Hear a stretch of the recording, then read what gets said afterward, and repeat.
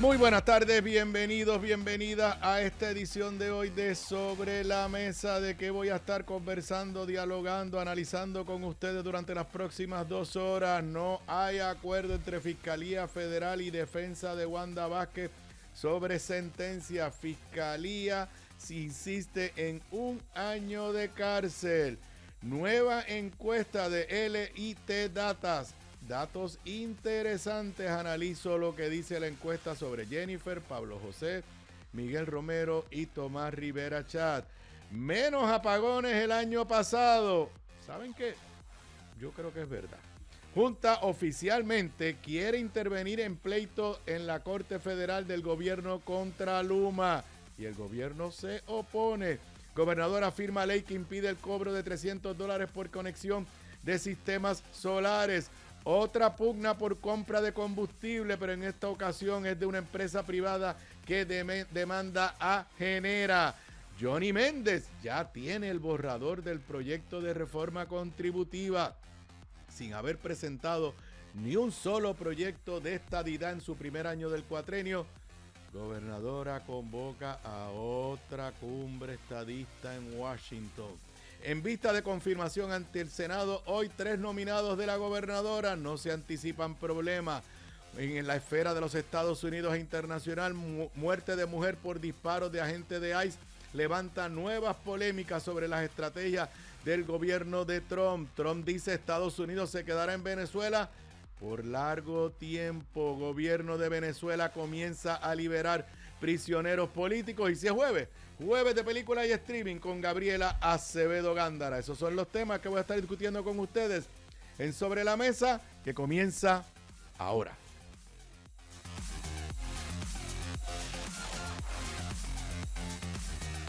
Un líder cuya voz conecta historia y actualidad. Su visión clara y experiencia única dan luz a los temas que moldean nuestra nación. Aníbal Acevedo Vilá está en Radio Isla 1320. Esto es Sobre la Mesa. Nuevamente bienvenidos, bienvenida a esta edición de hoy de Sobre la Mesa. Para los que me estén escuchando o me estén viendo en vivo, son exactamente las 4 de la tarde en vivo aquí desde el estudio ATH Móvil Powered by Evertech.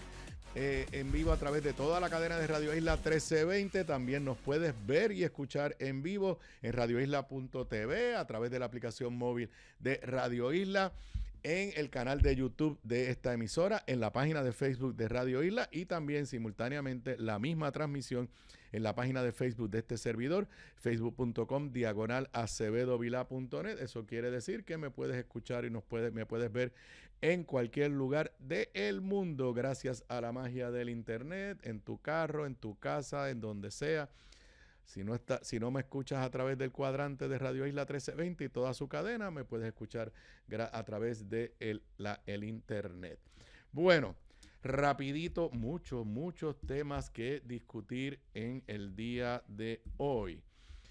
Y vamos comenzando con una noticia que acaba de romper. Ya yo tenía preparado todo lo que iba a decir, todos los puntos que iba a tocar y analizar en el día de hoy.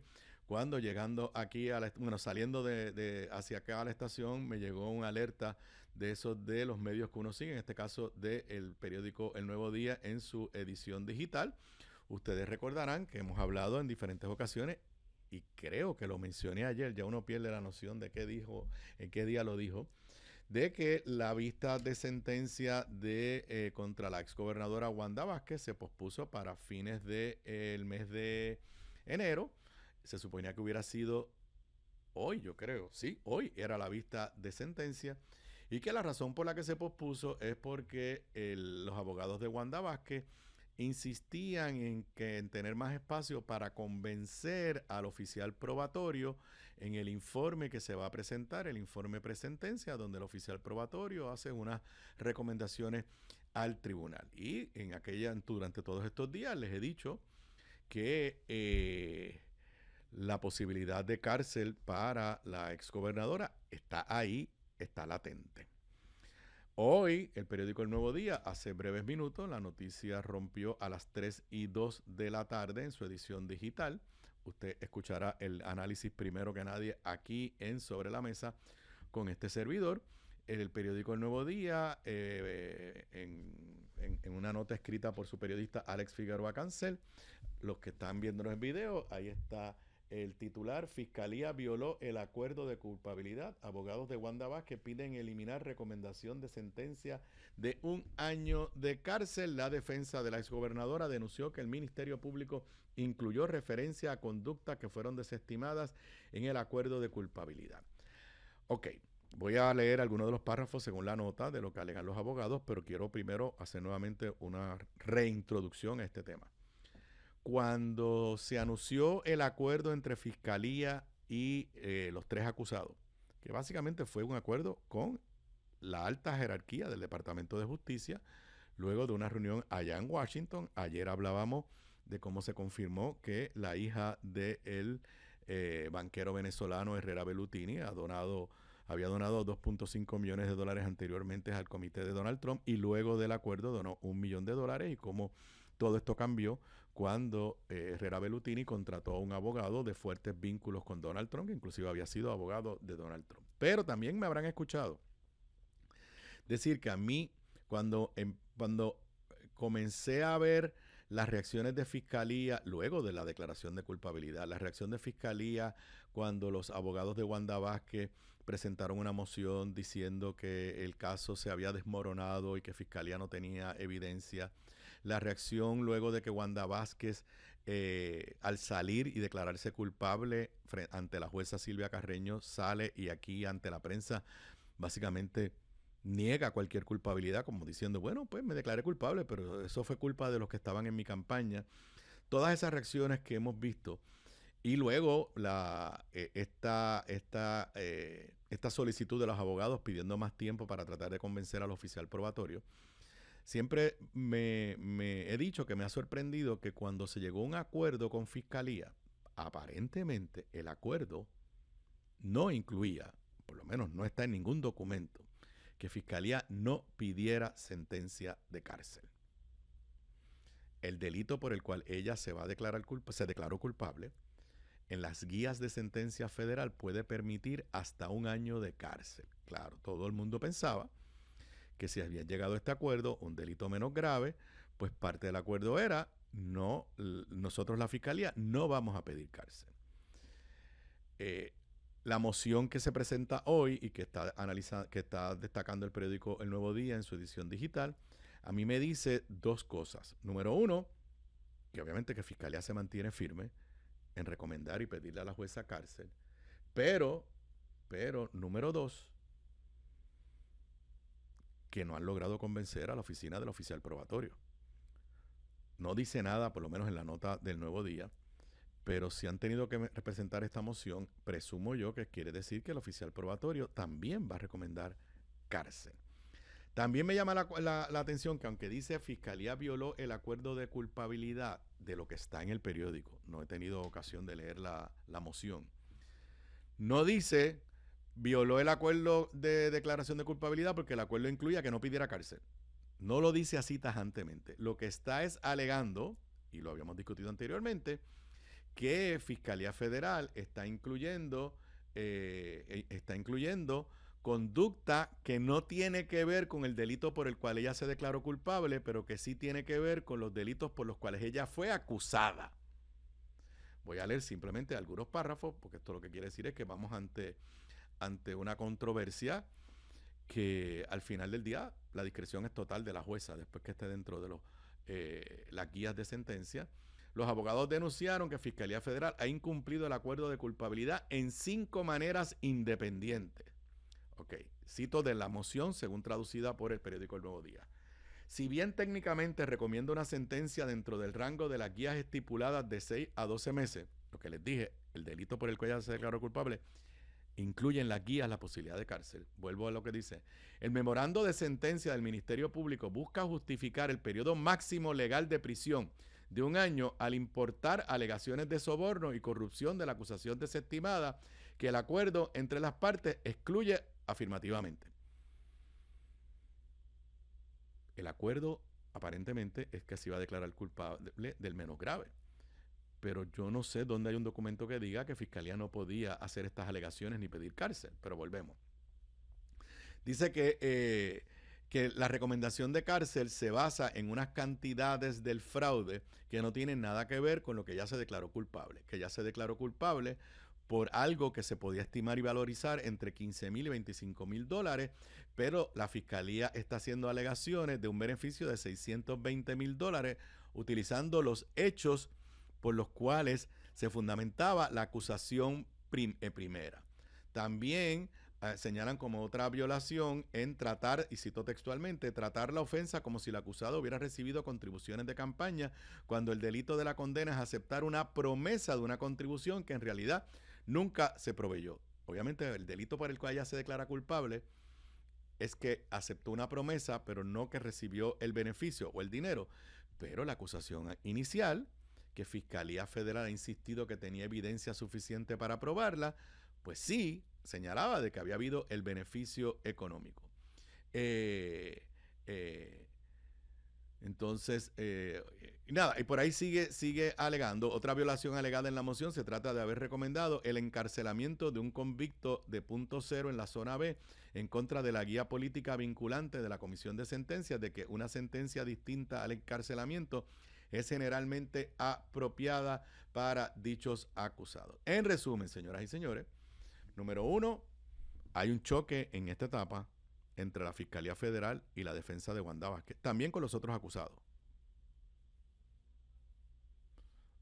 A mí me da a entender que el diálogo con la oficina del oficial probatorio tampoco ha prosperado, porque lo lógico hubiera sido esperar que el oficial probatorio rindiera un informe, que ese informe no recomendara cárcel y entonces argumentarle a la jueza, no le haga caso a Fiscalía, hágale caso al oficial probatorio. Así que hoy, 8 de enero, a menos de 20 días de dictarse sentencia, la posibilidad de que la jueza Silvia Carreño imponga una sentencia que incluya algunos días de cárcel están latentes.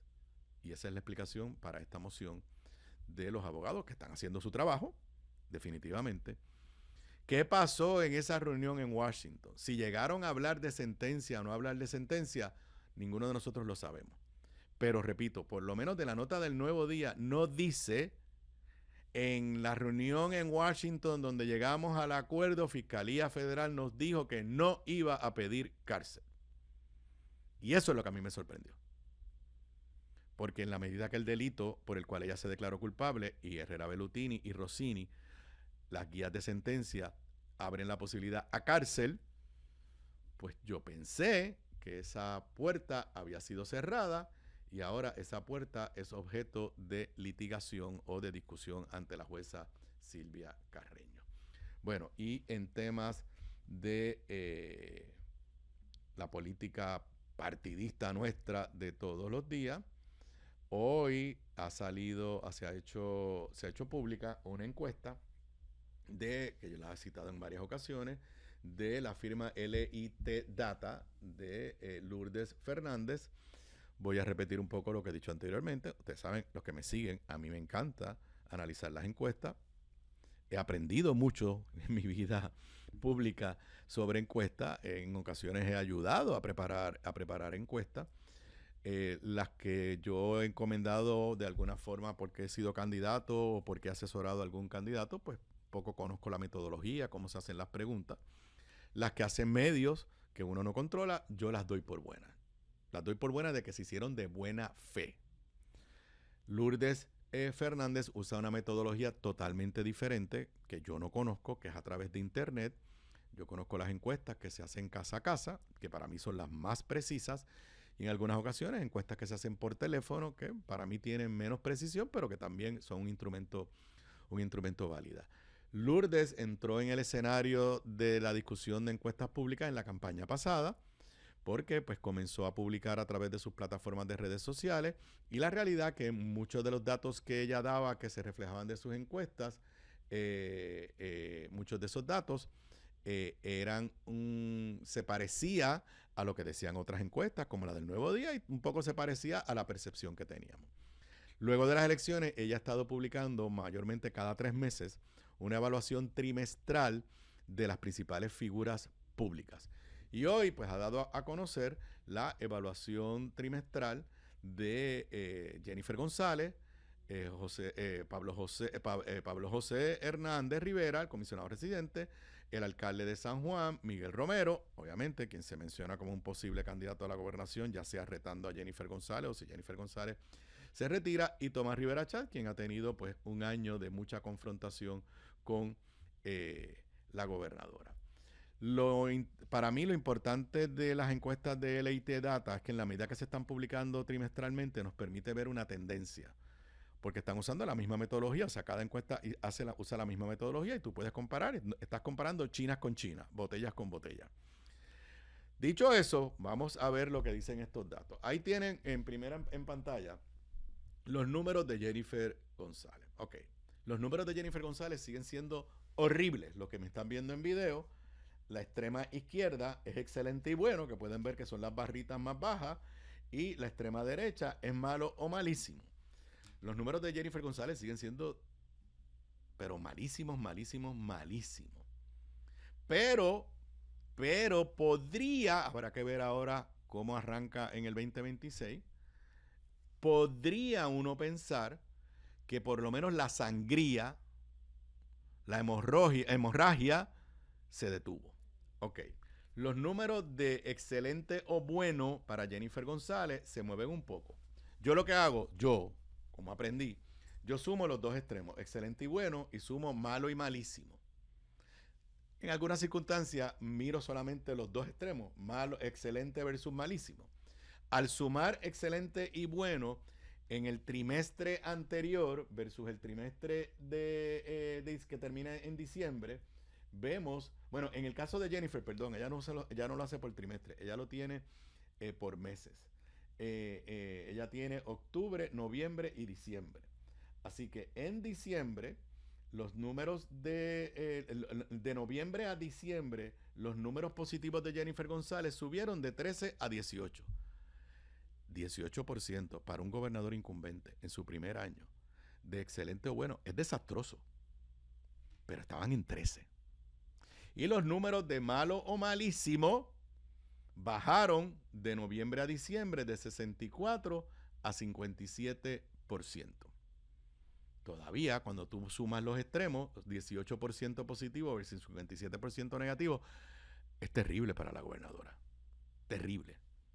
Pero quizás el anuncio de Luma que hizo en diciembre, la pequeña campaña publicitaria que hicieron, los billboards que pusieron, pues lo único que yo les puedo decir es que le da cierta esperanza a la gobernadora de que detuvo la hemorragia.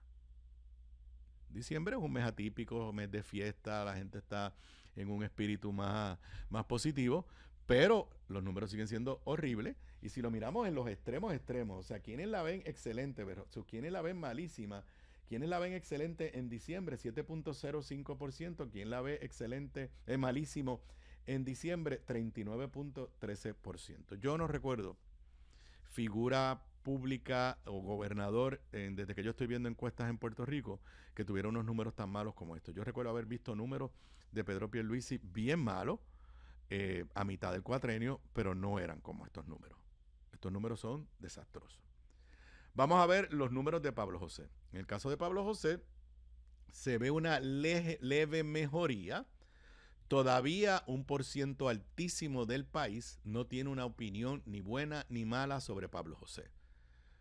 Es una combinación de que es una figura relativamente nueva en la vida pública, incursionó por primera vez como candidato en las elecciones pasadas en el 2024 y es comisionado residente que, aunque en la era moderna y desde este servidor en adelante todos los que han sido comisionados residentes hemos llegado a ser gobernador o gobernadora, pero aún así, aunque están las redes sociales y en la época mía lograr que te entrevistaran, cuando yo era comisionado residente, lograr que te entrevistaran los canales de televisión era un proyecto porque había que usar un satélite. Ahora hoy en día desde un celular te pueden entrevistar, pero aún así es una posición de comisionado residente que tiene cierta distancia con el día a día de los ciudadanos. Pero aún así, los positivos de Pablo José, en el caso de Pablo José sí se mide trimestre.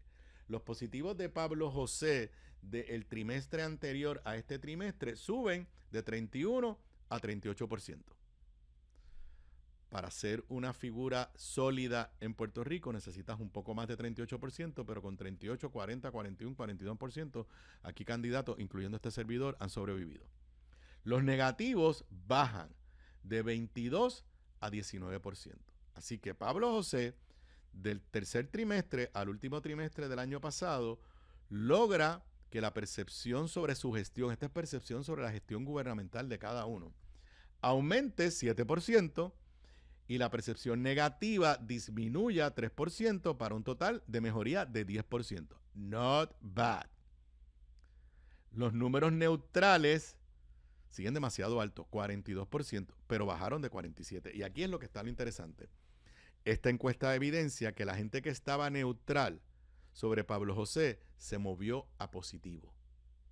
Sería terrible para Pablo José que hubieran bajado los neutrales, pero hubieran aumentado los negativos. Los negativos bajaron. ¿Qué quiere decir eso? Para que ustedes lo entiendan. Que algunos de ese 3% que antes lo veía negativo y ya no lo ve negativo, probablemente se movió a neutral, porque así funciona esto.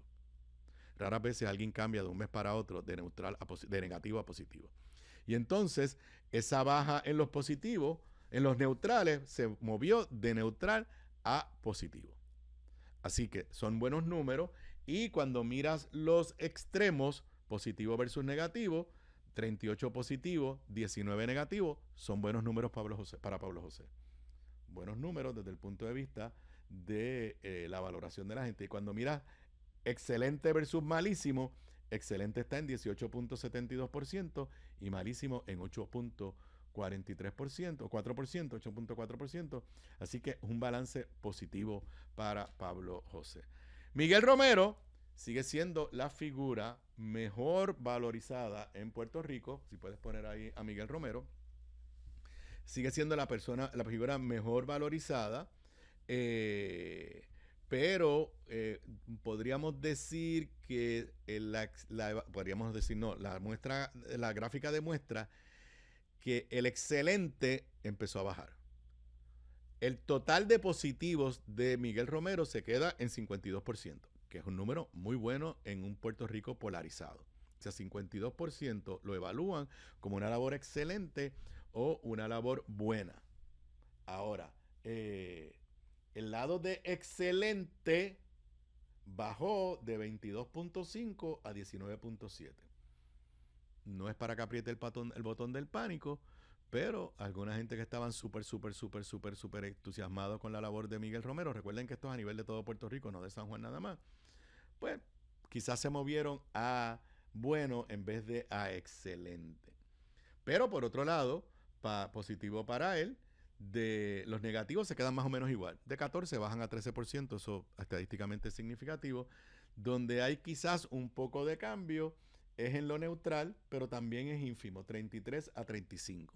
Así que podemos decir que Miguel Romero sigue siendo, según la encuesta de LIT Data y también en la del Nuevo Día, la figura pública política electa con mejores números en Puerto Rico, y podemos decir que los mantuvo con unos leves cambios de el trimestre anterior a este último trimestre del año 2025.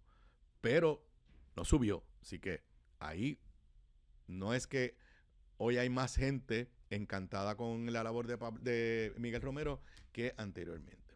Y entonces, Tomás Rivera Chat sigue teniendo una imagen bastante estable en estas encuestas, inclusive que no, donde único los datos de LIT Data a mí no me concuerdan, por ejemplo, con los datos del Nuevo Día público y con otros datos privados que yo he visto, es precisamente en la figura de Tomás Rivera Chat. En términos de los positivos siguen estables.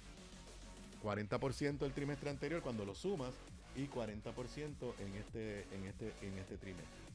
Pero positivo para Tomás Rivera Chat, sus negativos bajan. De 43 que estaban en el trimestre anterior, bajan a 38. ¿Qué quiere decir? Que en este momento, según el LIT Data, Tomás Rivera Chat tiene más positivos que negativos. Y eso sí que yo no lo he visto en ninguna encuesta en los pasados años. Y no coincide con la encuesta del Nuevo Día y otras que uno ha visto por ahí. Porque ahora mismo tiene 40 positivos y 38 negativos. Neutral sube 5 puntos.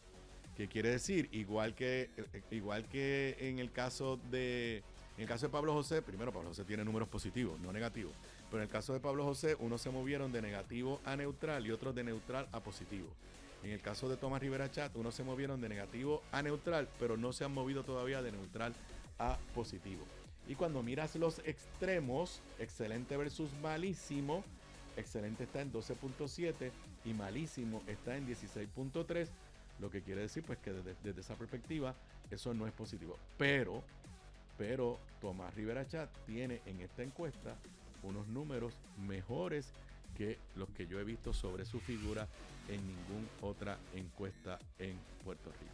Esos son los datos de la nueva encuesta de LIT Data. Estoy seguro que mañana, de Lourdes Fernández, estoy seguro que mañana será analizado en diferentes foros y programas, pero aquí usted tiene el análisis primero que nadie. Son las 4:23, regreso con más luego de la pausa.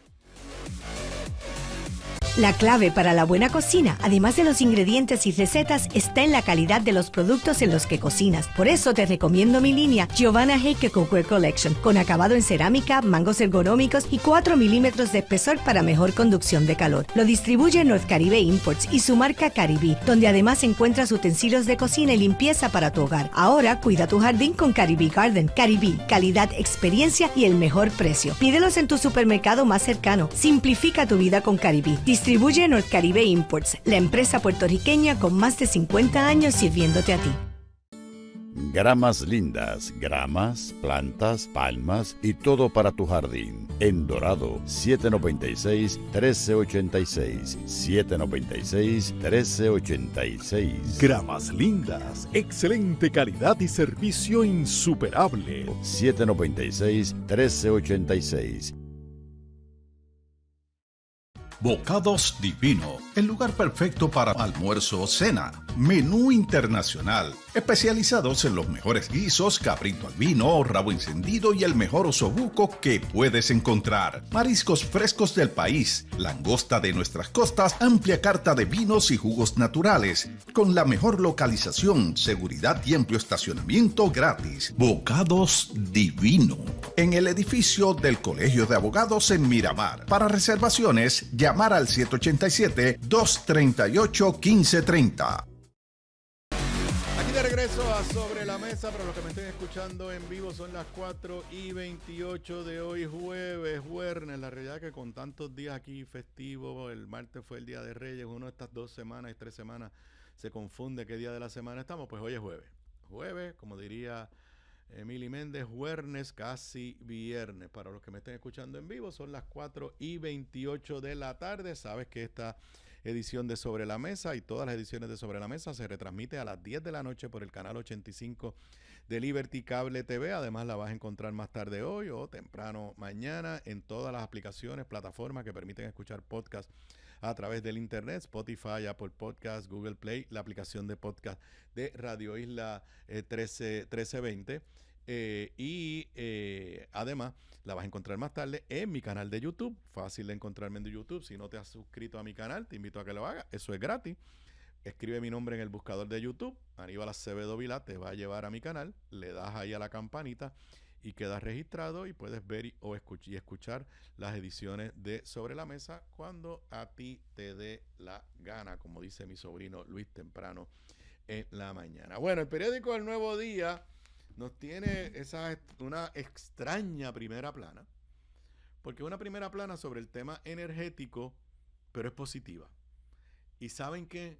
A veces cuando uno ve cosas que uno piensa que Luma le está tratando de darle un spin, o Genera le está tratando de dar un spin, o el gobierno de Puerto Rico le está tratando de dar un spin para que uno se ponga contento y uno dice, esto no me suena bien. Esta se la creo. Dice la primera plana: clave disminuyen los apagones por relevos de carga. A pesar de que el sistema eléctrico aún sigue frágil, los cortes de energía por problemas de generación durante los meses calurosos del 2025 fueron una sexta parte de lo pronosticado. Y la realidad es que apagón, o sea, todavía el sistema la luz se va a cada rato en diferentes lugares de Puerto Rico, pero la realidad es que los apagones o los relevos de carga, que es la forma bonita que le llaman ahora, que se anticipaban el año pasado, particularmente durante los meses de julio y agosto, no se dieron. Y la realidad también es que no se dieron. Eso se discutió en los últimos programas del año con Ramón Luis Nieves, porque hay que reconocerlo, que genera, respondiendo a su obligación, pero también a las presiones que le puso el gobierno, la gobernadora, y yo se la voy a reconocer. Para esta fecha el año pasado, o sea, para principios de enero del año pasado y febrero, la gobernadora lo que decía: para mí lo más importante es subir la generación para que cuando prendan el switch haya luz, y se logró. Dice la nota de Manuel Guillama Capella, el titular adentro: menos apagones, pero persiste el riesgo. Gracias a varios factores, incluyendo las reparaciones, hubo menos relevos de carga entre mayo y octubre del 2025, pero las generatrices continúan en estado precario. Dice la nota: en los meses más calurosos, la cifra del relevo de carga fue apenas una sexta parte de la que Luma había pronosticado. Un comportamiento de la flota de producción que genera y el SAR de Energía, José Colón, atribuyeron a los trabajos de reparación ejecutados, pero que el administrador del sistema eléctrico advirtió que podría revertirse en el año nuevo ante el estado todavía precario de la generación. Vamos a ver los números. De mayo a octubre, Luma contabilizó 16 relevos de carga manuales, que son los apagones que ocurren cuando el sistema se queda sin capacidad para suplir el consumo eléctrico y el operador de la red opta por desconectar bloques de clientes para evitar un desbalance. O sea, son apagones provocados por el gobierno, por Luma en esta circunstancia, pero que es: si no te apago este sector, puedo tener un apagón de proporciones mayores porque no hay suficiente generación. En marzo de pasado año, un informe sometido al negociado por el consorcio había proyectado entre 93 y 94 eventos.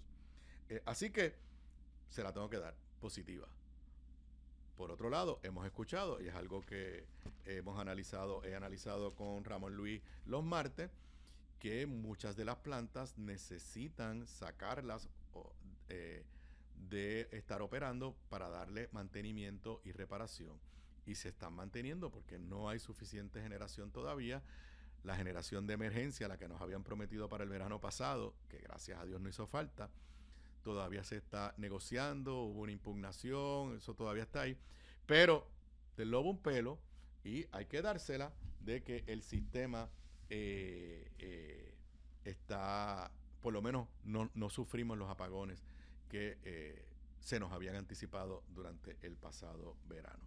Y en temas relacionados con el tema energético, el periódico El Vocero nos tiene una nota de Pedro Menéndez Sanabria, donde pues se oficializa lo que sabíamos. La Junta de Control Fiscal le informó a la jueza Taylor Swain que ellos quieren intervenir en las demandas. Son dos demandas, pero van en orden. En las demandas que presentó el gobierno de Puerto Rico, alegando que el contrato con Luma era nulo. Recordarán que esas son las demandas que la gobernadora anunció en diciembre y que hizo un media tour y que hizo una campaña publicitaria y que dijo: Luma se va, Luma se va. Técnicamente esas demandas están paralizadas porque Luma, en una estrategia que todo el mundo debió anticipar, presentó un recurso ante el Tribunal Federal, lo que se conoce como un removal, y ahora no puede pasar nada en los cortes de Puerto Rico. Eso es así en todas las jurisdicciones de Estados Unidos, no es por nuestra condición territorial, pero no puede ocurrir nada hasta que la jueza Taylor Swain decida si se queda con el caso o no se queda con el caso. Pero en nuestra circunstancia de promesa hay una variante. Normalmente el demandante, en este caso el gobierno de Puerto Rico, cuando el demandado lleva el caso a la Corte Federal, pues el demandante es el que lo litiga.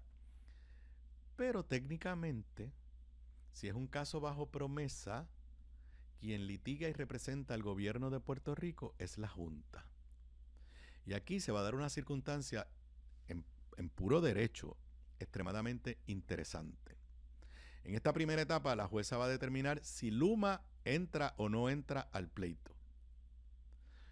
Si la jueza decide que Luma entra al pleito, técnicamente, quien va a representar al gobierno de Puerto Rico es Luma. Pero el gobierno de Puerto Rico es el demandante, el que está pidiendo la nulidad. Así que, ¿cómo la jueza Taylor Swain ¿Va a armonizar estas posiciones contradictorias? Está por verse. Como cuestión de hecho, en la moción, la Junta informa que Luma no está opuesto a que ellos intervengan. Obviamente, si la Junta va a tener la misma posición de Luma, pero que el gobierno de Puerto Rico les ha anticipado que se va a oponer. Para que ustedes vean lo complicado que es esto y que vamos a estar litigando durante todo este año 2026 probablemente, y Luma no se habrá ido. Nota al calce que les hago. O un paréntesis. Gobierno, usted tiene el otro proceso. El proceso que había empezado Josué Colón en el verano con la carta que señalaba 6 instancias de alegación de violación de contrato. Ese proceso no se ha detenido. Pero claro, en ese proceso el gobierno tiene que probar que Luma incumplió con el contrato.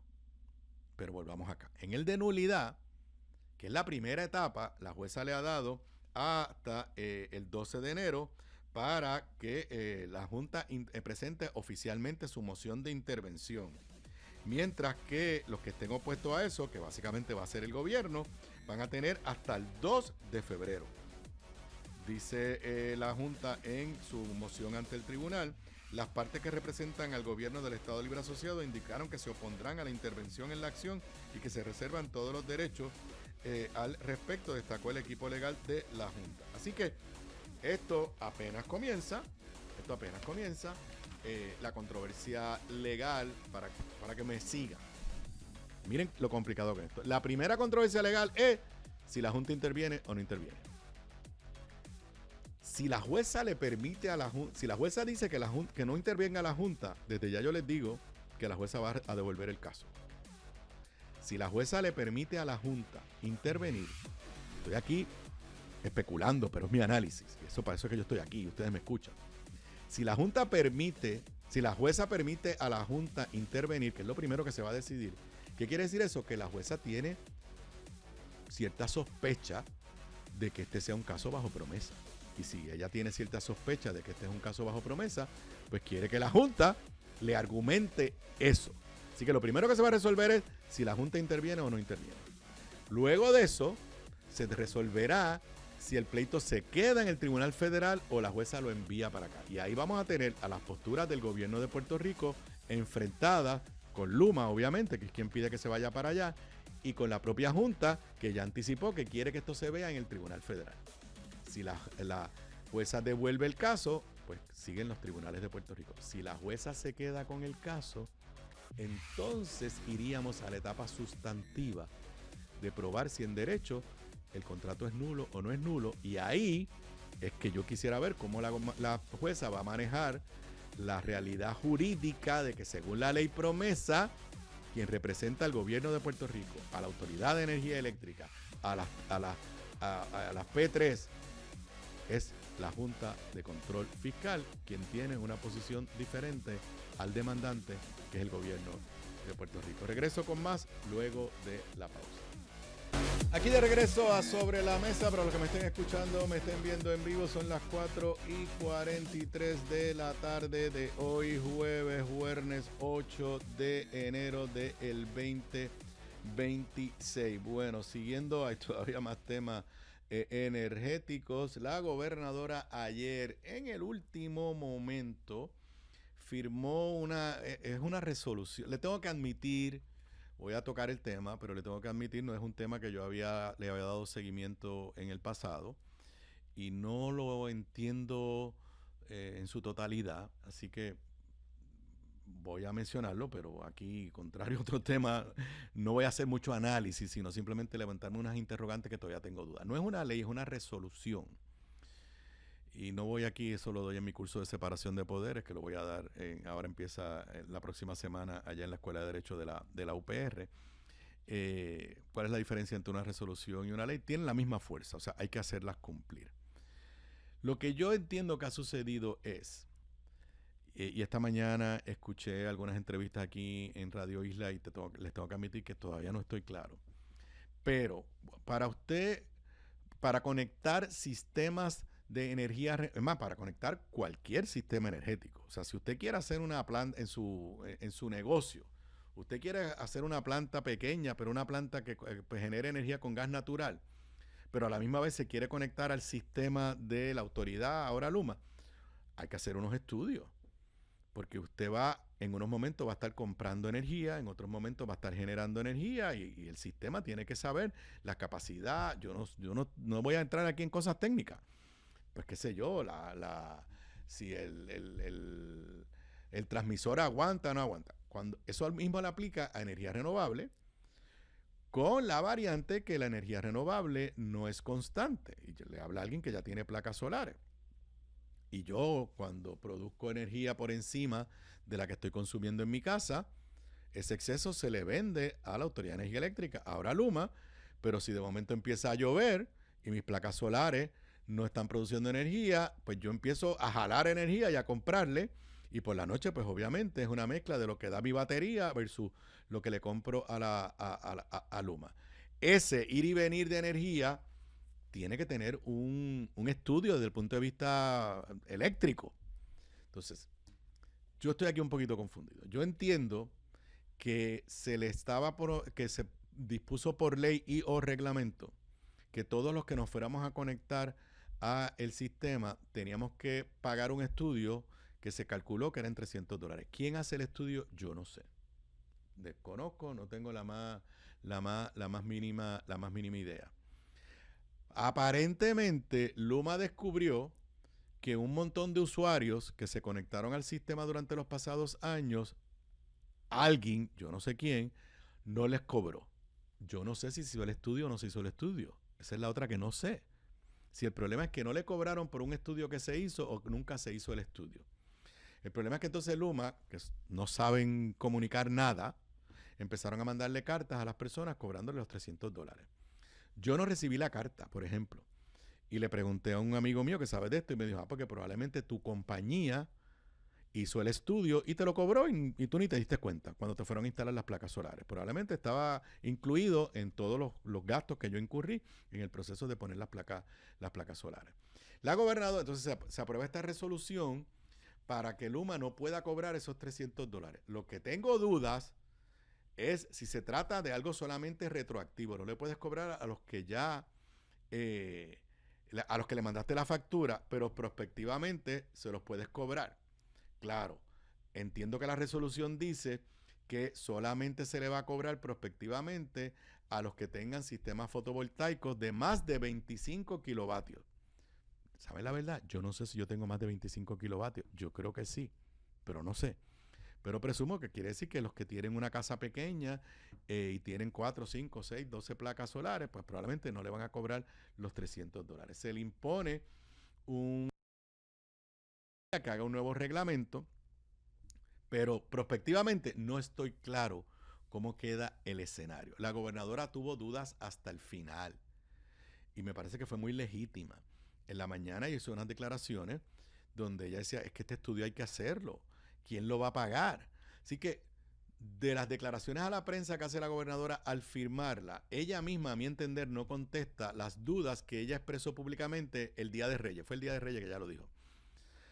Pero, santo y bueno, no se van a cobrar los $300, pero, y me van a decir, ahí viene Aníbal con el pero,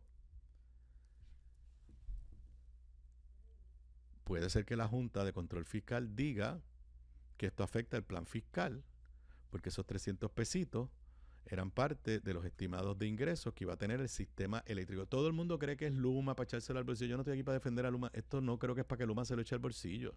Yo creo que esto va al pote donde se mantiene todo el sistema. Así que, por lo menos hasta esta hora, no he visto ninguna expresión de la Junta. La Junta normalmente se toma su tiempo.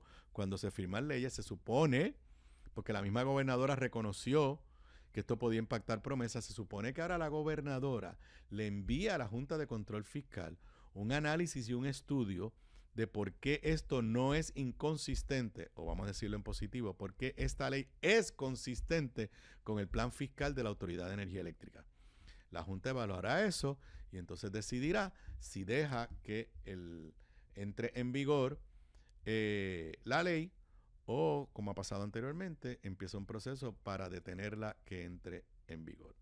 Y antes de irme a la pausa y terminar con los temas energéticos, tanto hoy en el periódico Metro y como en el periódico El Vocero, nos anticipan otra pugna energética, otra pugna por compra de combustible, pero aquí no es el gobierno. Aquí es un privado que está impugnando una adjudicación de subasta por parte de Genera. Es la historia de primera plana en el periódico Metro. Crece la pugna por contratos de combustible, lo tienes ahí en pantalla. Novum pide al Supremo reinstalar la paralización del contrato de Genera. La empresa advierte que el acuerdo podría añadir $12 millones al gasto público. Genera cuestiona la jurisdicción apelativa sobre la contratación. En El Vocero, lo ven ahí, la nota del Vocero, piden detener contrato de Genera para suplido de Bunker C, según la historia del periódico El Vocero, de Istra Pacheco. Esta empresa, Novum, asegura que la subasta se trató de un proceso defectuoso que resultará en un costo adicional calculado por ellos en $12 millones. Cita textual de lo que dice en el recurso ante el Tribunal Supremo. Nuestra empresa participó en un proceso de licitación conducido por Genera PR para la adquisición de combustible utilizado para la Autoridad de Energía Eléctrica para generar energía. Presentamos una propuesta con el precio por barril más bajo. Sin embargo, Genera adjudicó el contrato a Puerto Rico Energy, cuya oferta representa un gasto adicional de $12 millones, un costo que será transferido al pueblo de Puerto Rico. Pero ya poco antes de entrar aquí al estudio, hay una nota del periódico El Nuevo Día en su edición digital, donde Genera levantó la defensa que yo me imaginaba. Y este es el problema de la privatización. Este clip no lo tenemos, porque salió a las 3:37 de la nota. Tras impugnación de subasta, Genera PR argumenta que no le aplican regulaciones al otorgar contratos de combustible. En palabras sencillas, lo que está diciendo Genera es verdad que nosotros estamos sustituyendo a la autoridad, es verdad que nosotros administramos los activos de la autoridad, pero nosotros no somos gobierno, y como nosotros no somos gobierno, no nos aplican las leyes y reglamentaciones que le aplicaría a la Autoridad de Energía Eléctrica. Leo un párrafo de la nota de Manuel Guillama Capella. Para defenderse de las imputaciones de una compañía que impugnó judicialmente el otorgamiento de un contrato, Genera argumentó paralelamente que como empresa privada no está sujeta a las regulaciones aplicables a entidades públicas y que la consecuencia de paralizar el contrato de suplido sería su propia desaparición. Y este es uno de los problemas de la privatización. Ahora Genera, para lo que le conviene son gobiernos y para lo que le conviene son privados. Y para que ustedes entiendan, el argumento más profundo es: si todas las salvaguardas que tenemos en nuestras leyes para evitar conflictos de intereses, para evitar corrupción, que están hechas para entidades públicas, si al privatizar estas entidades dejan de aplicar. Otra controversia más en el mundo energético de Puerto Rico. Regreso con más luego de la pausa. Aquí de regreso a Sobre la Mesa. Para los que me estén escuchando, me estén viendo en vivo, son las 4:57 de la tarde de hoy, jueves 8 de enero del 2026. Continúo aquí como todos los días, de lunes a viernes, desde las 3:55, 4 hasta cerca de las 6 de la tarde, en vivo a través de toda la cadena de Radio Isla 1320, en radioisla.tv, a través de la página de Facebook de esta emisora, del canal de YouTube de Radio Isla, a través de la aplicación móvil de Radio Isla y en vivo también a través de la página de Facebook de este servidor, facebook.com/AcevedoVilá.net. Les recuerdo que esta edición y todas las ediciones de Sobre la Mesa se retransmite a las 10 de la noche por el canal 85 de Liberty Cable TV. Además, la vas a encontrar más tarde hoy o quizás temprano mañana en todas las plataformas que te permiten escuchar podcasts, Spotify, Apple Podcasts, Google Play, en cualquiera de ellas. Escribes mi nombre y lo vas a encontrar, y también la vas a encontrar más tarde hoy en mi canal de YouTube. Fácil de encontrarme en YouTube. Si no te has suscrito a mi canal, te invito a que lo hagas. Escribes mi nombre en el buscador y ahí vas a encontrar mi canal. Le das a la campanita, te registras y recibirás los avisos cada vez que haya un nuevo episodio, un nuevo programa de Sobre la Mesa, o otros videos que de tiempo en tiempo se hacen disponibles en mi canal de YouTube. Son las 5, ahora en cadena con WLRP 1460, Radio Raíces, sobre la mesa en Radio Isla 1320. Bueno, rapidito a varios temas que quiero tocar en este segmento antes de luego pasar a hablar de cine. Estamos en una época de la gente todavía de cierta festividad. Bueno, por fin alguien vio el borrador del proyecto de reforma contributiva. ¿Y quién es ese alguien? Johnny Méndez, que como todos sabemos, su carrera política siempre ha estado atada a la figura de la gobernadora Jennifer González, aunque en este primer año en unos momentos ha dado señales de algún distanciamiento, pero hoy el periódico Noticel tiene unas declaraciones de Johnny Méndez donde dice que ya él tiene el borrador. El borrador, ahí está el titular, Liderato Cameral ya tiene un borrador de la reforma contributiva. Una nota de Melissa Cruz Ríos en Noticel dice, citando a Johnny Méndez, tenemos un borrador que estamos discutiendo. Está a punto de caramelo para radicarse. Ok, primero ya alguien vio el borrador. Pero solamente les voy a recordar. La gobernadora dijo a principios de agosto del año pasado que el proyecto estaba listo y que se iba a aprobar en la sesión pasada. 8 de enero está a punto de caramelo. Dice, citando a Johnny Méndez, el costo inicial se calculó entre 500 y 600 millones de dólares y el enfoque en beneficiar principalmente a la clase media. Primero, estoy totalmente de acuerdo que cualquier esfuerzo que se haga sea para la clase media. 500 o 600 millones de dólares, habrá que ver de verdad cuál es ese impacto en el bolsillo de cada individuo, cuántos individuos se beneficiarían para uno saber de verdad cuál es el impacto. Pero la gran interrogante es de dónde van a salir los 500 o 600 millones de dólares. Obviamente la nota repite lo que habíamos dicho ayer, que la gobernadora dijo que la semana que viene se va a reunir espera reunirse con el liderato legislativo. Pero más allá de que Johnny Méndez lo vio, o sea que ya existe, que le llama borrador, que dice que está a punto de caramelo, Tomás aparentemente no lo ha visto, no ha sido incluido en esta etapa, podríamos intuir, pero lo que les he dicho, número uno, no nos dicen de dónde van a salir los 500 o 600 millones de dólares. Y segundo, si presentan y someten el proyecto de ley, y al presentarlo no nos pueden decir que ya convencieron a la Junta de Control Fiscal para que lo avale, nos están engañando. Yo no quiero pensar que esta es una estrategia política de la gobernadora para echarle culpa a la Junta. Y yo estoy aquí para decirles a ustedes cómo yo veo las cosas. Quitarle 500 o 600 millones de dólares al presupuesto del gobierno de Puerto Rico en este momento, con la gran incertidumbre que hay, número uno, sobre fondos federales, pero número dos, la gran incertidumbre que hay con los fondos federales para salud, que no vamos a saber hasta finales de este año 2026, y que eso podría significar pérdida de fondos federales para la salud, para el programa de la tarjeta de la salud. O sea, si ya el Congreso, si la gobernadora tuviera un compromiso de Donald Trump y del liderato republicano en Cámara y Senado, de cuánto dinero nos van a dar cuando termine la asignación que termina este año para el sistema de salud, los fondos de Medicaid, pues yo le diría, gobernadora, eche para adelante. Y lo triste es que es muy probable que sea la Junta la que nos diga, miren, nosotros queremos un alivio contributivo, pero hay que esperar a ver qué pasa con el Medicaid Cliff, con el abismo fiscal de Medicaid. Si los fondos se aprueban, por lo menos al mismo nivel que tenemos ahora, digo, ojalá y por lo menos haya aumentos de inflación, pues quizás sabemos cuál es el escenario presupuestario que tenemos.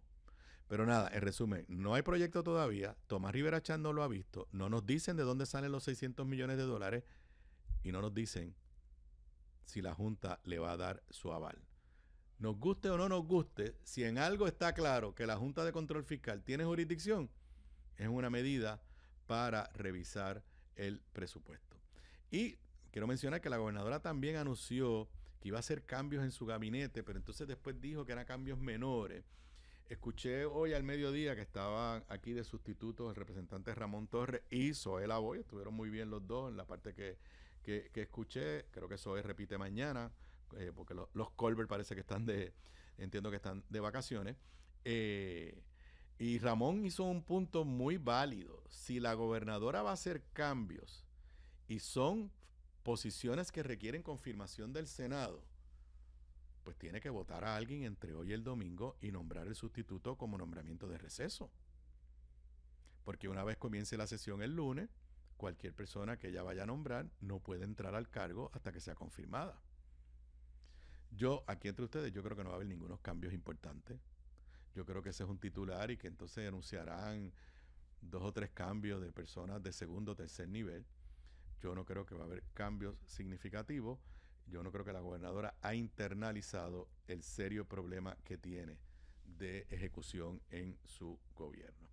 Pero, si hablamos de sin ejecutar, en otra área en la que no ha habido ninguna ejecución de este gobierno, es en el tema de estatus y en el alegado mandato a favor de la estadidad.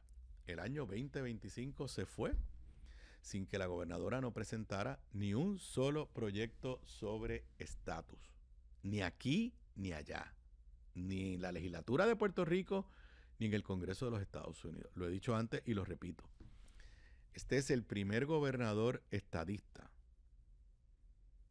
desde Pedro Rosselló para acá que en su primer año de su primer cuatrenio no hace nada con el tema del estatus. En el primer año de Pedro Rosselló, en el 1993, hizo el plebiscito de estatus. Aquel de lo mejor de 2 mundos que le ganamos. Fue en 1993, en su primer año. En el primer año de Luis Fortuño ya estaba presentado el proyecto de estatus en el Congreso, que eventualmente, tiempo después, se llegó a aprobar bajo Pierluisi, comisionado residente, se llegó a aprobar en la Cámara de Representantes. En el primer año de Ricardo Rosselló, se había hecho el embeleco aquel, el plebiscito aquel que todo el mundo boicoteó en el verano del 2017, En el primer año de Pedro Pierluisi ya se había presentado el proyecto para poner en vigor dizque el mandato del plebiscito del 2020. En el primer año de Jennifer González, nada, ni allá ni acá. También en el primer año de Pedro Pierluisi aprobaron el embeleco aquel de los cabilderos de la estadidad y hubo aquella elección, aquel que nadie fue a votar, pero lo que les estoy diciendo es que por lo menos los gobernadores estadistas, para cumplir, han hecho algo. Entonces, cuando no ha hecho nada, Jennifer González anuncia, y ahí está la nota, si la puedes poner en Noticel, se anuncia por la directora de PRAFA, gobierno impulsa la estadidad en Washington con nueva cumbre. La segunda cumbre de igualdad y estadidad se celebrará del 3 al 5 de marzo del 2026 en la capital estadounidense. ¿Dónde está el proyecto de ley? ¿Dónde está el apoyo del liderato republicano a una iniciativa de estatus? Entre paréntesis, el principal aliado demócrata de los estadistas, Steny Hoyer, el segundo en liderato de los demócratas, anunció hoy o ayer que ya se retira, igual que Nidia Velázquez. Así que una figura clave para el movimiento estadista el año que viene ya no va a estar en el escenario. Fue figura clave, lo analizo en mi libro, en mi más reciente libro, En Primera Fila, el rol de Steny Hoyer en la aprobación del proyecto de Nidia Velázquez y de Jennifer González en diciembre del 2022. Pero, ¿de qué están hablando de cumbre estadista? Lo más irónico, y si ustedes saben, yo no soy estadista, pero si yo fuera estadista, el nivel de frustración y de molestia y de palabras que no puedo usar aquí con lo que está pasando en Estados Unidos y el ninguneo a Puerto Rico. O sea, Donald Trump está hablando, durante este pasado año habló de convertir a Canadá en el Estado 51. Habló de retomar yo no estoy a favor de nada de esto, habló de retomar el Canal de Panamá. En este momento, ahorita vamos a hablar algo de Venezuela, pero sabemos lo que está haciendo con Venezuela. Tiene el interés de anexar de alguna forma a Groenlandia. Y ni menciona a Puerto Rico, y los estadistas enñangotados no se atreven a reclamarle. O sea, en el momento de mayor expansionismo americano que yo he conocido en mi vida,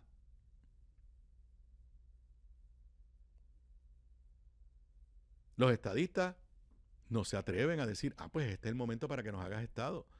Porque Donald Trump no tiene ningún problema con la condición territorial, colonial, Estado Libre Asociado, como usted le quiera llamar.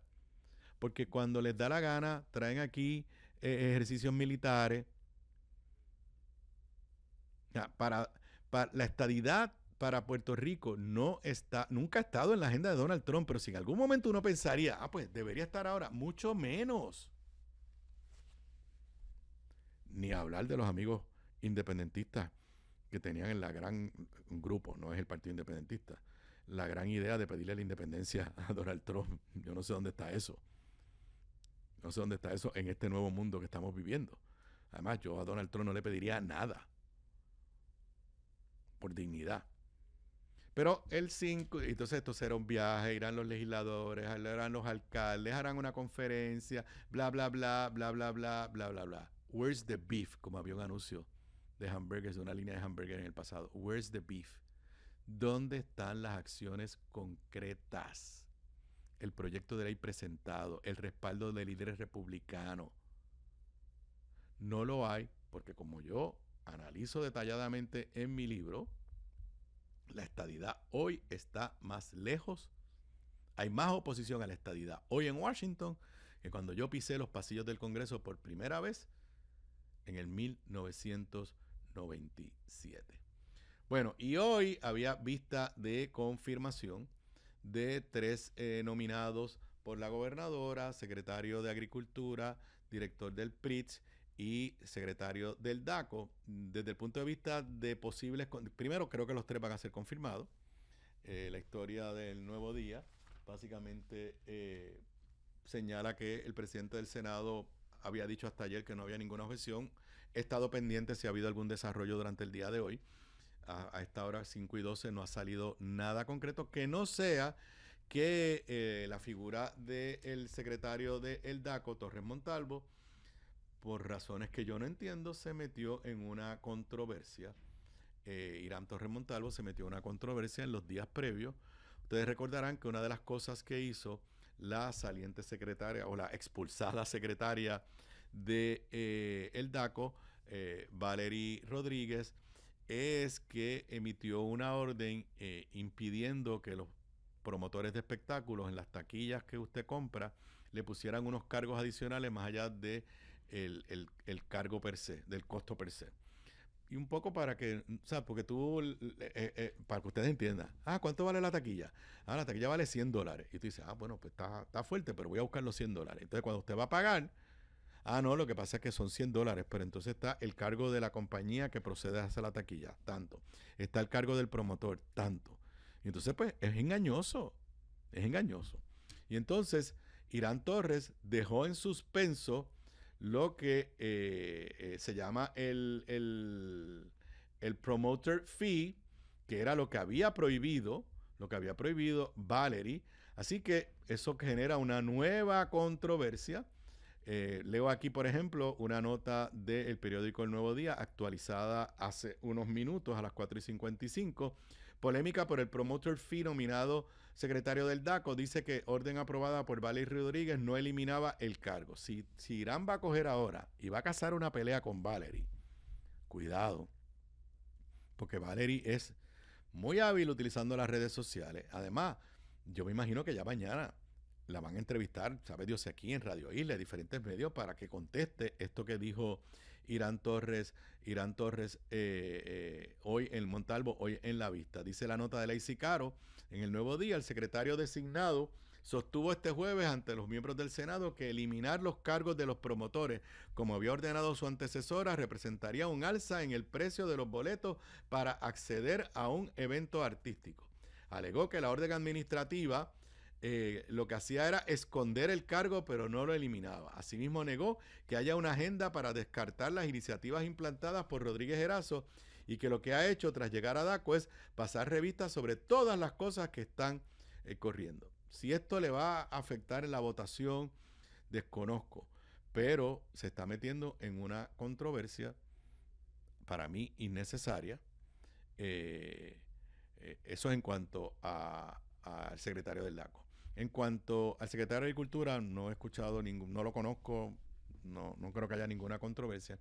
En cuanto al director del PRITS, la persona como tal, tampoco creo que va a haber controversia. Pero la gobernadora esta semana se reafirmó en que ella quiere quitarle la autonomía que tiene el PRITS, que es la agencia que evalúa los contratos de tecnología en Puerto Rico, que son multimillonarios e importantísimos y que han estado llenos de controversia y de tufo a corrupción, y que el año pasado, y es que estas son las cosas que a veces yo pienso que Jennifer cree que todo el país está encantado con ella y que ella tiene a su partido alineado detrás de ella.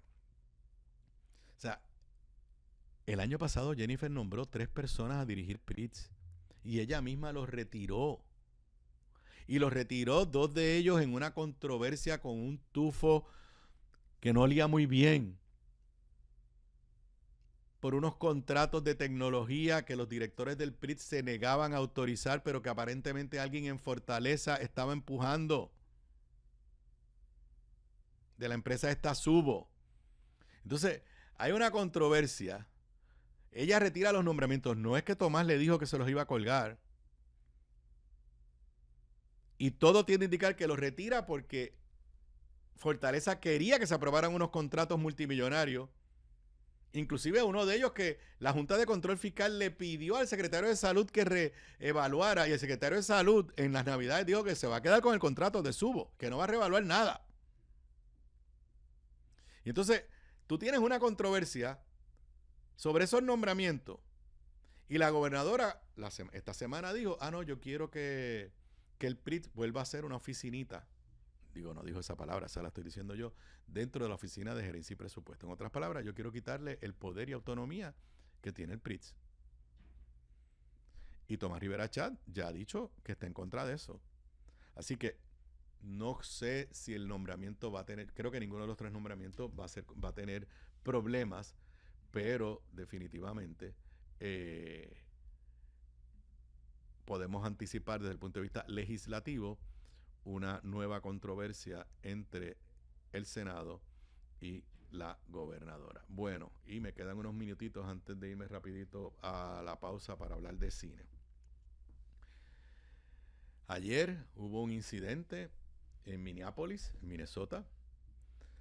En Minneapolis, el gobierno federal de Donald Trump básicamente ha invadido la ciudad con agentes de ICE. Y están haciendo unos operativos que aquí en Puerto Rico, gracias a Dios, no hemos visto. Es como un ejército. Y paran a la gente sin órdenes de arresto ni nada. Y Minneapolis es una ciudad muy liberal. Y sí, se han organizado protestas, que hasta donde yo sé, es la esencia de los valores democráticos de Estados Unidos, tú protestar en contra de las cosas que hace tu gobierno. Ayer esta mujer de 30 y pico de años, o estaba parte de alguna de las protestas, pero lo que ya hemos visto todos los videos, digo, por lo menos yo los he visto.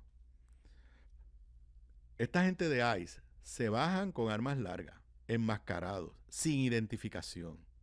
O sea, tú no puedes identificar si eso es un agente del ICE o eso es una ganga de secuestradores. La señora aparentemente estaba obstruyendo la carretera, quizás como un acto de protesta. Who cares? De eso se trata la democracia. Y lo que sí se ve es que se le acercan por la puerta, tratan de abrir la puerta, ella da un poco de reversa. Luego, primero yo no sé si ella estaba oyendo porque creía que eran unos maleantes, o si estaba huyendo por protesta. ¿Cuál es la diferencia? Tiene derecho a protestar. Ella no había hecho nada para que la arrestaran. Y en un momento, uno de los agentes de ICE está un poco al frente del carro, pero no está bloqueando el carro, como han dicho. La señora mete el guía hacia la derecha, acelera, y el agente de ICE le dispara 3 veces. La mató. Si el incidente per se es horrible, las reacciones del gobierno de Trump la han llamado a esta señora terrorista, que ella trató de asesinar al agente del ICE, lo cual es mentira, no hay que, nada más que ver los videos. O sea, en lugar de decir, este es un incidente lamentable, vamos a ordenar una investigación. El vicepresidente está diciendo que los agentes de ICE son inmunes. ¿Qué quiere decir eso? Que te pueden matar. Y no los podemos procesar. Ayer Donald Trump le dio una entrevista a 4 periodistas del New York Times. Esa se la tengo que dar a Donald Trump. Valiente. Tuvieron 2 horas con él. Han empezado a salir diferentes historias. Pero ellos cuentan que le traen el incidente de Minneapolis y Donald Trump se pone guapetón y dice, vamos a ver el video. Y llama a un ayudante que le traiga la computadora y ponen el video. Y los periodistas del New York Times le dicen, presidente, es que él no estaba al frente, ella no le tiró el carro encima. Y entonces Donald Trump se dijo, eso es una escena horrible, yo no quisiera ni verla, bla, bla, bla. Pero nunca contestó las preguntas serias que le estaban haciendo los periodistas. Bueno, esto básicamente ha generado protestas en Minneapolis y nuevamente levanta serios cuestionamientos a todas estas políticas de Donald Trump. O sea, decir que un agente federal puede matarte y que es inmune, lo acaba de decir J.D. Vance. O sea, que ellos no le responden a nadie. ¿De qué estamos hablando? Ese es el Estados Unidos que ustedes, los estadistas, admiran. Ese es el Estados Unidos que estudié allí, que trabajé en el Tribunal Federal, que fui comisionado residente, he respetado toda mi vida. No, ese no es el Estados Unidos que hemos conocido. En esa entrevista del New York Times están saliendo más cosas, porque es una entrevista, imagínense, de 2 horas. Los periodistas estuvieron frente a la llamada del presidente de Colombia y Trump los dejó escuchar la llamada. Juramento de que iba a ser off the record y que no iban a citar nada de lo que escucharon. Y ellos le preguntaron a Donald Trump, ¿cuánto tiempo usted cree que van a estar en Venezuela? ¿1 mes? ¿6 meses? ¿1 año? Él dijo, no, mucho más. Yo no sé cuánto tiempo, pero mucho más. El New York Times acaba de publicar otra nota. Le preguntaron a Donald Trump cuál era el límite de sus ansias de mayor territorio, o sea, de invadir tierra. ¿Y sabe lo que dijo? Mi conciencia. Lo que yo entienda que es lo correcto. Señores, ese es el pensamiento de un dictador. O sea, no dijo, el límite es lo que me permita la Constitución, el límite es lo que me permita el Congreso, el límite es lo que me permita la opinión pública norteamericana, el límite es lo que me permita el derecho internacional, el límite es lo que me permita mis aliados a nivel mundial. No, lo que me permita mi conciencia y mi mente. Eso le dijo anoche al New York Times el presidente de los Estados Unidos. Y en el escenario de Venezuela, hoy Venezuela anunció que comenzó a liberar presos políticos por amistades mías, precisamente de mis años de estudiante de Harvard. Una amiga venezolana que está viviendo en el exilio, ya escribió en el grupo de Harvard que una familiar de ella que estaba en la cárcel esa famosa, horrible, el ICODE creo que se llama, fue liberada. Así que el gobierno chavista de Venezuela hoy ha liberado, no sé si déjeme cotejar si ya hay un número de presos políticos liberados, y sí, vuelvo y les repito, por esta amiga venezolana, sí está liberando una cantidad, verdaderos presos políticos. Déjenme ver, aquí hay... Así que, desde el punto de vista de algunos cambios positivos, ese me parece que es un cambio positivo. Pero, ¿quiénes siguen gobernando Venezuela? los chavistas, los maduristas. Donald Trump en la entrevista con el New York Times se negó a hablar de cuando él cree que va a haber elecciones libres en Venezuela. O sea, no hay ninguna intención de Donald Trump de democratizar a Venezuela. Él va a estar feliz con la dictadura de los chavistas maduristas, siempre y cuando le den acceso al petróleo. Y ese es tema que discutiremos más adelante, porque las compañías americanas petroleras no están muy interesadas en meterse en Venezuela. Como cuestión de hecho, hay resistencia a meterse en Venezuela, y es el gobierno de Donald Trump el que casi las está obligando. ¿Y saben al final quién va a pagar por las inversiones que hay que hacer en Venezuela? El pueblo de los Estados Unidos, porque aparentemente hacia eso vamos. Las compañías van a decir, yo no voy a meter mi dinero ahí, y Donald Trump le va a decir, no te preocupes, yo te doy el dinero, o te doy créditos contributivos, o lo que sea, que no es otra cosa, que lo va a pagar el pueblo norteamericano. Son las 5:25, regreso con Jueves de Película y Streaming con Gabriela Acevedo Gándara, luego de la pausa. Aquí de regreso a Sobre la Mesa, es jueves, son las 5:29, ya no la tengo aquí al lado mío, ya está al otro lado en la costa del Pacífico de los Estados Unidos, en Los Ángeles, pero la tenemos aquí si es jueves. Saludos, Gaby. Saludos. ¿Cómo está? ¿Cómo te recibió Los Ángeles? La temperatura, no te he preguntado cuando hemos hablado, ¿cómo está? Bueno, dejó de llover, así que me perdí la lluvia, pero hace un poquito de frío. Explicar a los amigos que llover en Los Ángeles es algo raro. Sí, la lluvia en Los Ángeles, o sea, nosotros llevamos, básicamente aquí llueve como 2 o 3 veces al año, pero cuando llueve fuerte, y estuve lloviendo todas las navidades. Así que, pero me lo perdí, pero sí llegué a que ya está haciendo un poquito de este frío del invierno, ¿verdad? Está en los 60 grados, etcétera, y hay viento, pero está bien, aparte de eso también está el sol. Bueno, rapidito, ¿qué tenemos que empiece en los cines? Que ya, bueno, empezó hoy. Sí, ya empezó hoy. La primera que tenemos es una película de terror, de miedo, que se llama Primate. Y básicamente es sobre una muchacha, Lucy, que, ¿verdad?, está de vacaciones, se reúne con su familia, para pasarla bien, pero parte de su familia es su mascota, que es un chimpancé llamado Ben. Y Ben ha sido hasta ahora una mascota perfecta, pero Ben contrae rabia durante una fiesta en la piscina y se vuelve agresivo. El resto de la película es toda la familia tratando de sobrevivir el terror de este chimpancé que los está tratando de matar. Así que bueno, no creo que es para todo el mundo, pero creo que los que les gusta este tipo así de género de terror, pero también algo medio ridículo a la misma vez, pues por eso un chimpancé que era parte de la familia, de momento lo ponen, bueno. Ajá, pues eso es algo. Entonces, la próxima que tenemos es una película de acción que se llama Greenland 2 Migration.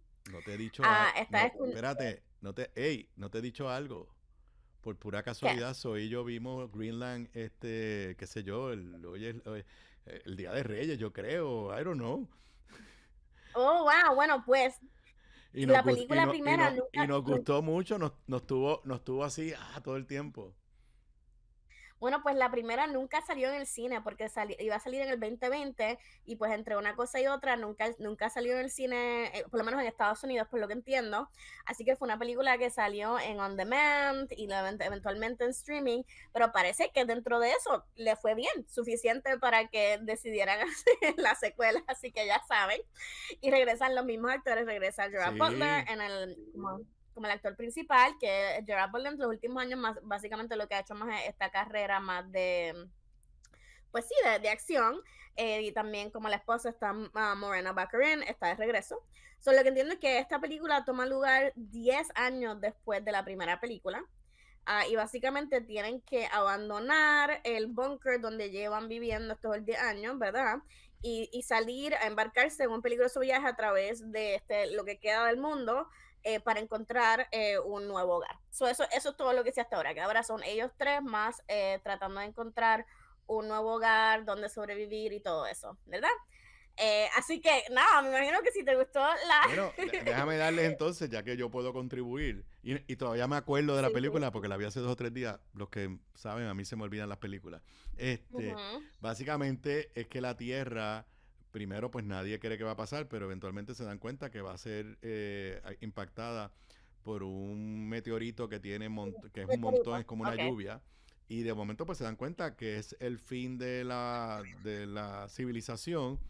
Pero él, que es un ingeniero, ha sido escogido para ir a un búnker por el gobierno de los Estados Unidos, que curiosamente el búnker es en Groenlandia. No sé si Donald Trump vio la película, porque hay una base allí que durante la Guerra Fría se había preparado para que fuera un búnker por ataques nucleares.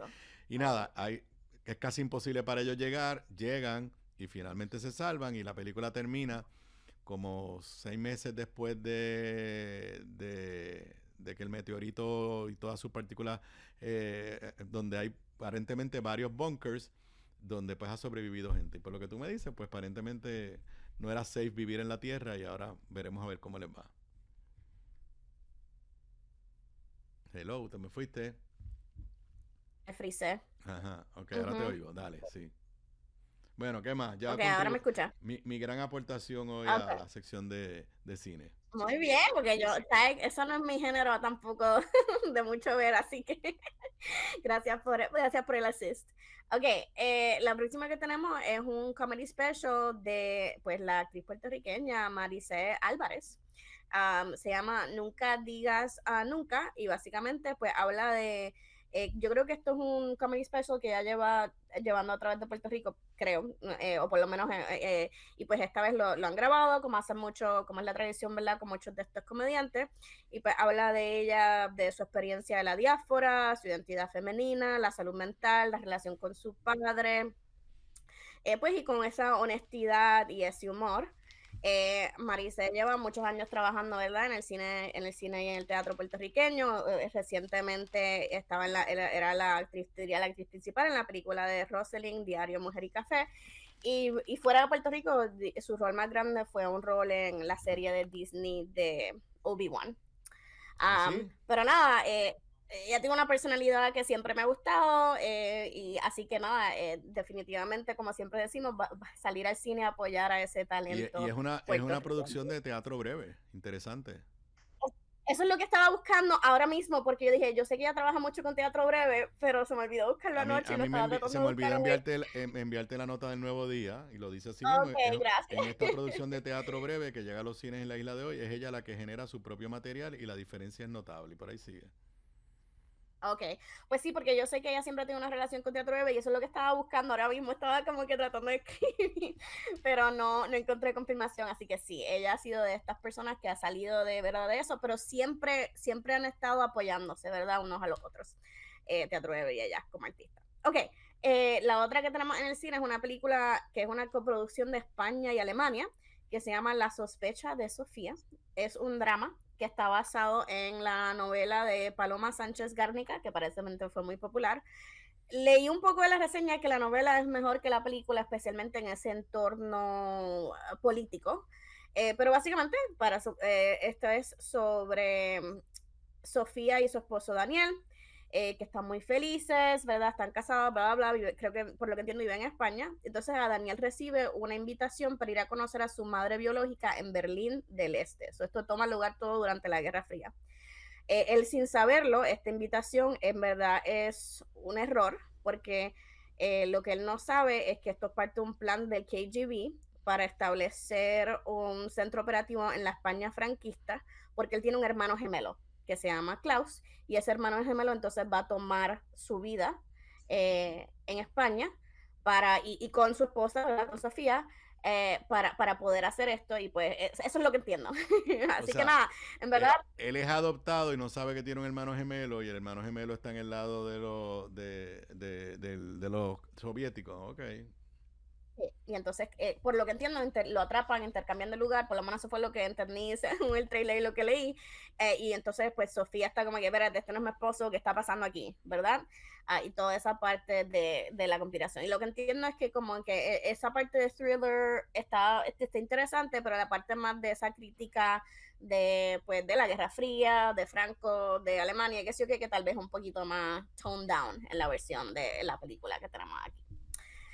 Y entonces a mí me gusta mencionar, no siempre menciono lo que van a poner los martes en el Retro Tuesday, pero lo menciono de vez en cuando y lo quería mencionar esta semana porque este martes en Caribbean Cinema van a estar dando una de mis películas favoritas en la historia del cine y es el musical Singing in the Rain. Es el musical con Debbie Reynolds y básicamente es sobre cuando y Cary Grant, cuando las películas del cine empiezan a tener por primera vez sonido, ¿verdad? Se toma lugar en ese momento. Y una de las cosas que tal vez la gente no sabe es que es lo que llamaríamos hoy un jukebox musical. Las canciones que se han convertido en clásicos de la película hoy, originalmente eran canciones de otras películas que ellos entonces tomaron e hicieron como su propia versión. No, eso es como un fun fact ahí. Pero para mí es una película perfecta. La he visto en el cine aquí en LA recientemente. Cuando veo que la van a poner en el cine, la veo. La tengo y me encanta. Y para mí de los mejores musicales. Un romance que me encanta. Y también tiene pues esa parte de la historia del cine. Así que si nunca has tenido la oportunidad o si eres un fan, este martes puedes ver Singing in the Rain en la pantalla grande. Ok, bueno, pues regresamos con lo que está en streaming luego de la pausa. Aquí de regreso a Sobre la Mesa, para los que nos estén escuchando, nos estén viendo en vivo, son las 5:44 y si es jueves continúo con Gabriela dialogando ahora sobre qué comienza en streaming ya en estos días, en esta semana. Bueno, pues la más grande, por lo menos en mi mundo, la más grande es la película que comienza en Netflix esta semana. Se llama People We Meet on Vacation. Y está basado en esta novela, People We Meet on Vacation, por Emily Henry. Mi primera, no sé qué dice esto del año, pero mi primera meta del año era leerme esto antes de que saliera la película y no me lo he leído. Pero he leído muchas otras novelas de Emily Henry. Ella es de las autoras de romance más populares ahora mismo. Y voy a decir que Netflix tiene suficiente confianza en este libro que anunciaron hoy que ya van a hacer una adaptación de otro libro de ella. Y ya tenían otras. Son 3 que Netflix tiene de sus libros. Anyway, pero vamos a hablar de esta en particular.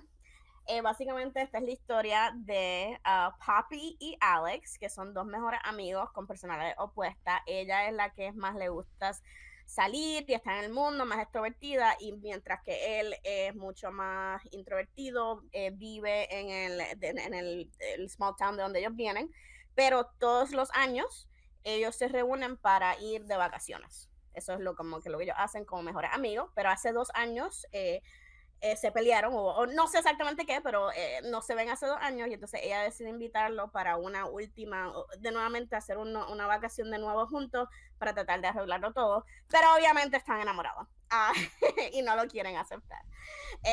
Nada, hasta ahora la recepción ha sido muy positiva de todo lo que he visto. Y la realidad es que en los últimos años no te diría que todas las adaptaciones de Netflix me han encantado, pero esta ha tenido una recepción muy positiva. También es una propiedad que tiene muchos fans leales, así que espero que Netflix haya tomado el tiempo de hacer pues un buen producto. Definitivamente la voy a estar viendo y la voy a estar leyendo. No sé por qué pienso que es la que menos me va a gustar de sus libros y por eso no lo he leído, pero le quiero dar la oportunidad. Muy bien. Ok. Próximo entonces tenemos Tron Ares, empieza en Disney Plus. De esta la habíamos hablado hace un par de meses porque es una película que que Disney sacó en el cine. Gastaron mucho dinero en hacer esta película y no le fue muy bien. Es la tercera película en la franquicia de Tron, pero todas las películas han sido bastante diferentes, pero todas toman lugar pues en este mundo, vamos a decir, cibernético. En este caso, en este en particular, nuestro protagonista es Jared Leto, que hace de un programa que se llama Ares, ¿verdad? Y lo que hace esta diferente es que él es el programa que está en el mundo digital y lo envían a nuestro mundo humano, ¿verdad? Ese es como que el twist o la premisa de esta en particular. Y nada, me imagino que Netflix, ¿por qué sigo diciendo Netflix? Me imagino que Disney espera que ahora que está en streaming pueda encontrar la audiencia que no encontró necesariamente en los cines. Ok, eso nos lleva entonces a televisión, donde tenemos bastante que hablar. Lo mencioné la semana pasada y lo voy a mencionar de nuevo. Hoy regresa la segunda temporada de The Pitt. Y va a estar siendo semanalmente tiene 15 episodios igual que la primera temporada. Las reseñas han sido súper positivas hasta ahora. Básicamente, si te gustó la primera temporada, te va a gustar esta. Entiendo que esta también va a estar criticando o analizando el uso de AI en el field de medicina, así que de eso te puedo decir mi impresión luego. Y sí, la voy a estar viendo hoy, definitivamente.